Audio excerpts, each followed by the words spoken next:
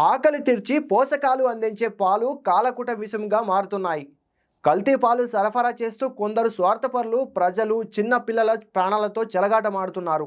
రాజమహేంద్రవరంలో కల్తీ పాల ఘటన చూశాక చాలా మందికి పాల మీద ఉన్న అభిప్రాయం మారిపోయింది. ఇలాంటి పరిస్థితుల్లో పాల వ్యాపారి గణేష్ ఎంతమందికి పాలు విక్రయించేవాడు, దాదాపు అన్ని ఇళ్లలో నివసించేవారు అనారోగ్యానికి గురైనట్లుగా అధికారులు గుర్తించారు. ముఖ్యంగా మహాశివరాత్రి రోజు గణేష్ అనే పాల వ్యాపారి ఈ ఘటనకు పాల్పడినట్లుగా అధికారులు ప్రాథమికంగా ధృవీకరించారు. అయితే ఈ పాలల్లో గణేష్ ఏం కలిపాడు అనే సందేహాలపై కొన్ని విషయాలు గణేష్ పోలీసులకు చెప్పినట్లు తెలుస్తోంది.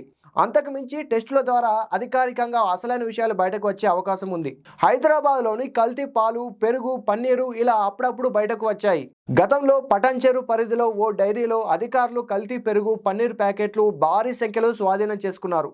పార్వతీపురంలో కూడా పాలు తయారీ యూనిట్లలో 110 లీటర్ల కల్తీ పాలు స్వాధీనం చేసుకున్నారు. యజమానిని అరెస్టు కూడా చేశారు. పటాన్చెర్లోని మరో డైరీలో కల్తీ పాలు, పన్నీర్, బటర్ స్వాధీనం చేసుకుని యూనిట్ బాధ్యులను అరెస్టు చేశారు. అయితే ఈ ఘటనలు జరిగిన సందర్భంలో అధికారులు హడావిడి చేసి తర్వాత పట్టించుకోవడం లేదు.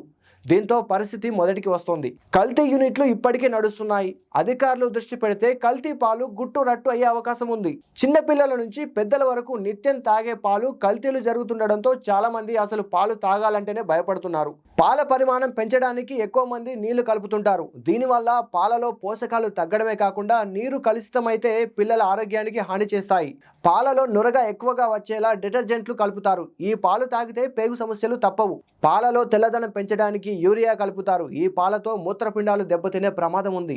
పాలు చెడిపోకుండా హైడ్రోజన్ పెరాక్సైడ్ సైతం కలుపుతారు. వీటి వల్ల జీర్ణకోశ సమస్యలు, పేగు వాపు వస్తుంది. పాల చిక్కదనం పెంచేందుకు స్టార్చ్ పౌడర్ లేదా గంజితో కల్తీ చేస్తుంటారు. పాలలో ఎక్కువ మొత్తంలో స్టార్చ్ కలిపితే పెద్ద పేగుపై ప్రభావం తప్పదని వైద్యులు చెబుతున్నారు. అయితే ఇంట్లోనే పాల కల్తీని గుర్తించవచ్చు. కల్తీ పాలను గుర్తించాలంటే పాల చుక్కను నునుపైన ఉపరితలంపై వేసి చూడాలి. స్వచ్ఛమైన పాలు నెమ్మదిగా కదులుతూ తెల్ల గీతలా మారుతాయి. ఎక్కువ నీరు కలిస్తే పళ్ళం వైపు వేగంగా ప్రయాణిస్తాయి. అంతేకాదు లాక్టోమీటర్తో పాల స్వచ్ఛతను పరీక్షించవచ్చు. డిటర్జెంట్ కల్తీని గుర్తించేందుకు పాలను ఓ సీసాలో తీసుకుని బాగా కదిపితే దట్టమైన నురుగు వస్తే కల్తీ జరిగినట్లు అనుమానించాలి. పాలలో స్టార్చ్, పిండి కల్తీ ఉన్నట్లు తెలియాలంటే కొద్దిగా పాలు పాత్రలోకి తీసుకొని అందులో 2 నుంచి 3 చుక్కల అయోడిన్ ద్రావణాన్ని వేయాలి. పాలు నీలం రంగులోకి మారితే గంజి కలిసినట్లు భావించాలి. పాలలో కొంచెం పసుపు కలిపి ఎర్ర లిట్మస్ పేపర్ను ఉంచితే నీలం రంగులోకి మారితే యూరియా కలిసినట్లు.